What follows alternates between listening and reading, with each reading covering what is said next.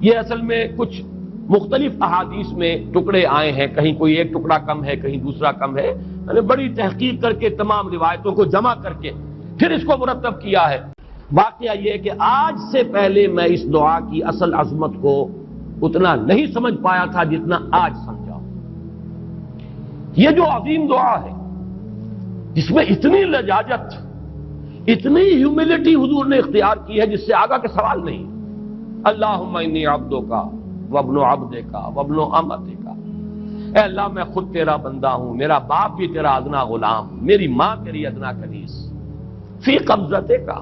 میرا پورا وجود تیرے قبضہ قدرت میں ہے، تیرے ہی اختیار میں ہے، فی قبضتک ماض فی حکمک،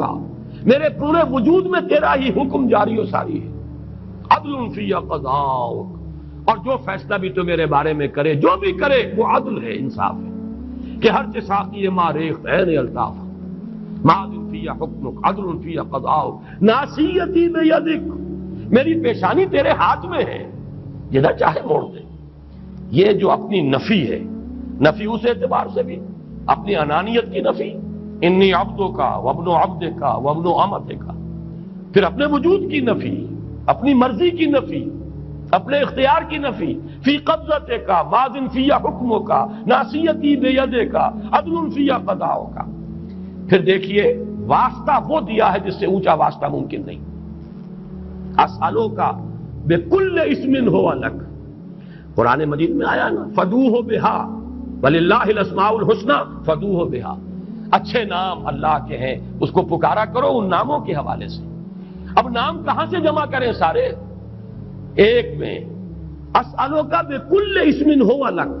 جو بھی تیرے نام ہیں، سمیت بہ نفسک، جن سے تو نے خود اپنے آپ کو موسوم کیا،